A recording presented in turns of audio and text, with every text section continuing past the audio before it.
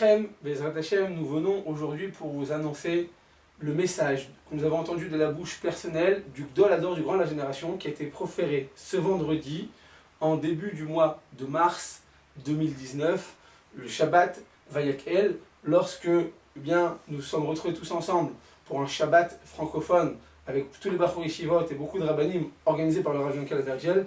Le Rav Chaim Kanevski a convoqué tous ces rabbanim et leur a demandé: voici le message que j'ai envie que vous transmettiez aux francophones, en général, aux Bachor Yeshivot en particulier, qui se retrouvent tous ensemble ce Shabbat Vayakel, donc comme l'indique son nom, l'assemblée quand tout le monde va se réunir.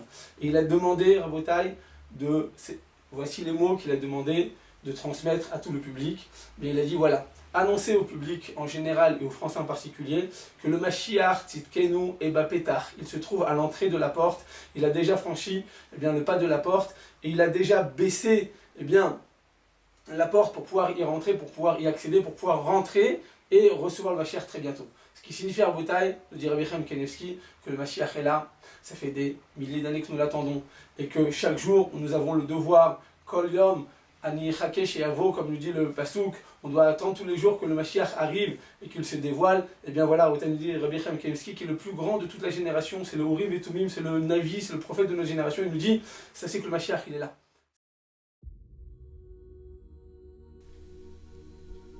Croyez-vous qu'après des siècles d'espoir, et après avoir rejeté Jésus, les Juifs vont se laisser berner par n'importe qui? Satan sait très bien qu'Israël, surtout les religieux ultra-orthodoxes, scruteront leur Mashiach dans les moindres détails pour voir s'il ne s'agit pas d'un imposteur. Cela fait 2000 ans que les deux parties se préparent, chers auditeurs. D'un côté, Israël, qui attend un Messie bien précis, et de l'autre, Lucifer, qui va leur offrir quelqu'un au-delà de leurs espérances. Pourquoi sommes-nous certains que Jared Kushner est bien le Mashiach qu'Israël attend? Pour comprendre, remontons aux origines de la famille Kushner. L'histoire des Kushner commence en Pologne, après la guerre de 14-18. Né en 1922 d'une famille juive allemande, Joseph, le grand-père de Jared Kushner, s'appelait Joseph Berkowitsch. Mais d'où vient le nom des Kushner? Kushner vient de Rachel Kushner, la femme que Joseph décide d'épouser en août 1945. Joseph change son nom à cause de son statut social inférieur à celui de sa future épouse. L'histoire même de Rachel Kushner est extraordinaire, puisque cette femme est une héroïne. En effet, elle et son frère Oni permirent l'évasion de centaines de juifs d'un camp nazi. Leur histoire est exposée aujourd'hui encore dans un musée local en Pologne. Chers auditeurs, vous devez garder à l'esprit que l'un des reproches que les sacrificateurs et les scribes faisaient à Jésus, c'est que d'après eux, le Messie devait venir d'une famille investie au moins dans le soutien à la communauté et dans le soutien pour le temple. Or, d'après eux, la famille du Seigneur n'était qu'une famille ordinaire, banale. Cela est confirmé en Marc chapitre 6 au verset 3. N'est-ce pas le charpentier, le fils de Marie, le frère de Jacques, de Jos, de Jude et de Simon? Et ses sœurs ne sont-elles pas ici parmi nous?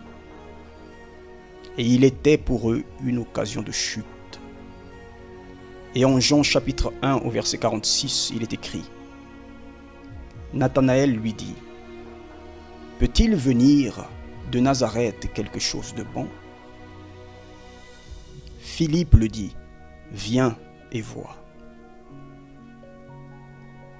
Mais nous voyons déjà dans l'histoire des Kushner des actes d'héroïsme en faveur du peuple juif, c'est-à-dire en faveur d'Israël, dans cette époque trouble qu'était la Shoah. Un argument qui comptera pour les religieux orthodoxes qui seront chargés d'oindre le Messie. Mais les choses ne s'arrêtent pas là, chers auditeurs.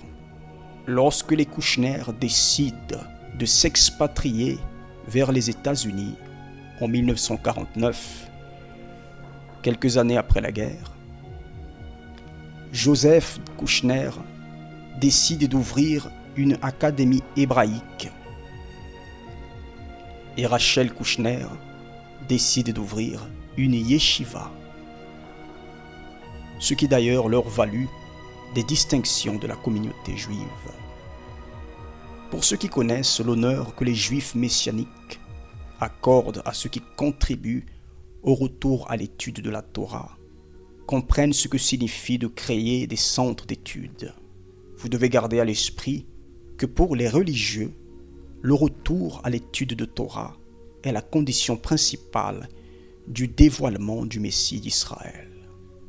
La famille Kouchner contribue donc directement à la rédemption d'Israël et à la venue du Messie. Et quoi de plus cohérent et de plus convaincant pour les religieux que le Messie sorte d'une telle famille, tout en rappelant encore une fois que le reproche que les religieux faisaient au Seigneur Jésus est que pour eux, la famille du Seigneur n'était qu'une famille ordinaire, banale, sans lien ni avec la Torah, ni avec le temple. D'ailleurs, le Seigneur lui-même parlait de la destruction du temple, ce qui pour les religieux de l'époque signifiait donc la fin de la Torah, une chose inconcevable pour eux. Or, analysez attentivement cette photo.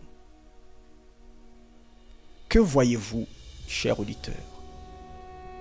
Voyez ce rabbin membre du Sanhédrin qui montre à M. Trump les plans du troisième temple. Et pourtant, Trump ne semble vraiment pas intéressé à regarder attentivement les contours de ces plans.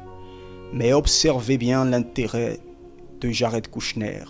Quoi qu'il soit au second plan, voyez comment Jared Kouchner s'intéresse à ce troisième temple. Il est au second plan pour l'instant, mais pour peu de temps encore, puisque c'est lui qui va lancer les travaux de la reconstruction de ce troisième temple.